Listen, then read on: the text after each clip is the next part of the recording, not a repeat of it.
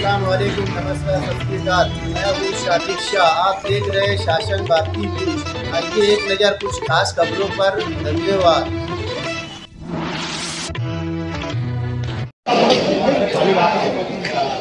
आज मालेगाव महानगरपालिकेमध्ये आपण जे कर्मचारी, अधिकारी, कामगार बंधू इथं उपस्थित झाले आहे, खर तर ही अत्यंत शोकांतिकाची बाब आहे। आपल्याला घटनेने अधिकार दिलेला आहे।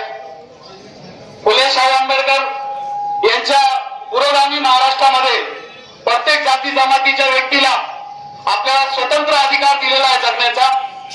परंतु आम्ही जेव्हा एखाद्या शासकीय, सार्वजनिक, स्थानिक स्वराज्य संस्थेमध्ये काम करत असताना आमचं बऱ्याच वेळेस गावाच्या लोकांशी, नागरिकांशी, प्रत्येक घटकामध्ये काम करणाऱ्या व्यक्तींशी नेहमीच आपला संपर्क असतो। लोकांची तक्रारी दूर करण्याचं काम आपण करत असतो, साफसफाईचे काम करत असतात। असे सगळे काम करत असताना आपल्या प्रशासकीय अधिकारी, कर्मचारी व कामगार यांना लोकांकडून जर अशा पद्धतीने त्यांचा सन्मान केला जात असेल, कारण नसताना, कोणती चूक नसताना त्यांच्याशी आरेरावाची भाषा, शिवीगाळ करण्यात येत असेल, मारहाण करण्यात येत असेल, तर ही बाब अत्यंत खेदाची आहे। मित्रांनो, आज हा प्रसंग मालेगाव महानगरपालिकेसाठी काही नवीन नाही आहे। माझा जन्मच किल्ला दाखवलीमध्ये झालेला आहे आणि मी तत्कालीन नगरपालिकेपासून तर आजपर्यंत या महानगरपालिकेमध्ये प्रत्येक कर्मचारी, अधिकाऱ्यांवरती काही लोकप्रतिनिधी किंवा त्यांचे बगलबच्चे ज्या पद्धतीने आपल्या कर्मचाऱ्यांशी, अधिकाऱ्यांशी त्यांचा पदाचा हा गैरवापर करतात, हे आपल्यासाठी काही नवीन नाहीये। परंतु यामागची सगळ्यात मोठी शोकांतिका अशी आहे की आम्हाला आमचे हक, अधिकार हे माहित नाहीये।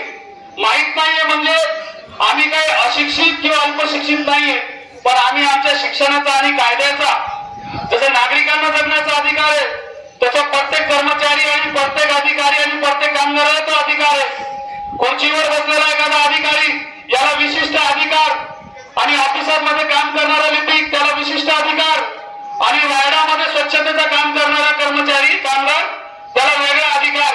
हे घटनेने असं कोणालाही वेगवेगळा अधिकार दिलेला नाहीये, सगळ्यांना समान अधिकार दिलेला आहे।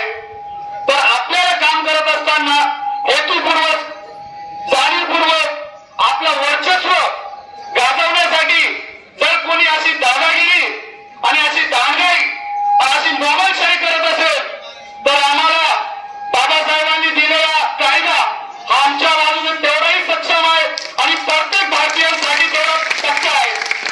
मित्रांनो, माझं बोलण्याची आणि तळमळ एकच आहे की कारण नसताना कोणी आम्हाला वाकड्यात शिरे घेऊन घेऊ नका आणि आम्हाला हलक्यात घेऊ नका। आम्ही कोणाच्या तुंबर पाय ठेवत नाही।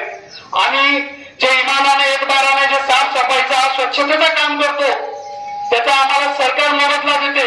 जे काम कोणी करायला भाग येत नाही, ते काम करण्यासाठी आमचा हा समाज, हा सगळ्या खालच्या पातळीवर जाऊन तो काम करत असतो।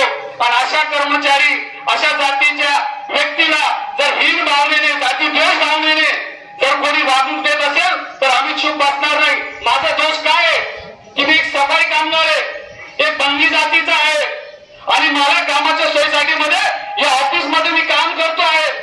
बाबासाहेबांनी आम्हाला शिकवलेलं आहे की सुटा बुटात राहा आणि ऐटीत राहा, तुमचा स्वाभिमान जगा। त्या स्वाभिमानाने जर मी माझं काम करत आहे, तर काही लोकांना ते भुलतोय, काही लोकांना त्याचा त्रास होतोय, आणि ते बोलताना काय बोलतात की तू एक सफाई कामगार, बंगी जातीचा, तू संडास साफ करणारा, तू ऑफिसमध्ये काम करतोच कसा? कालचा वाद हा काहीच नव्हता, पण तो वाद स्वतःहून स्वतःच्या वर्चस्व गाजवण्यासाठी हा घडून आलेला आहे। कारण की त्यांना आमचं राहणीमान, आमचं कामकाज हे सहन होत नाही। तू एक सफाई कामगार आहे, संडास साफ करणारा आहे, तुला प्रभाग 4 मध्ये तुझी बदली कोणी केली, कशासाठी केली, आणि तू इथं काम करत असताना मला विचारून आला का? असं तो आरेरावीची भाषा करण्यात आलं।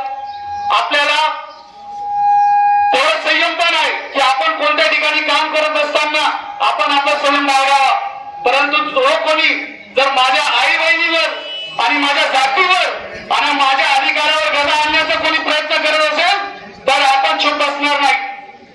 मला माझी विनंती माझ्या सर्व भावंकींना की आम्ही कामाच्या सोयीसाठी म्हणून जर ऑफिसमध्ये काम करतोय तर हे लोकांना खटकण्याचं कारण काय?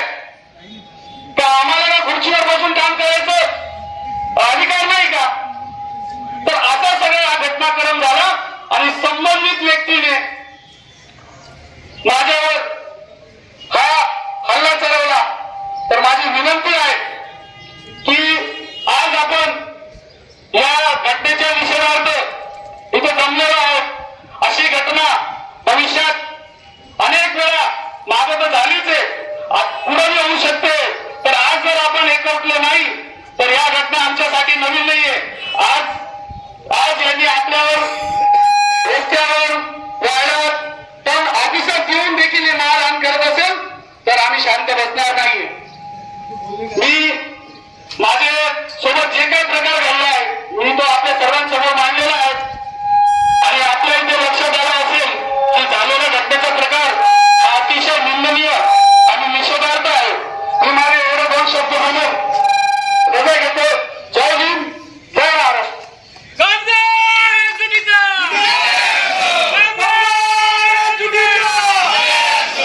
माननीय आयुक्त साहेब यांचे आगमन झालेले. 2 शब्द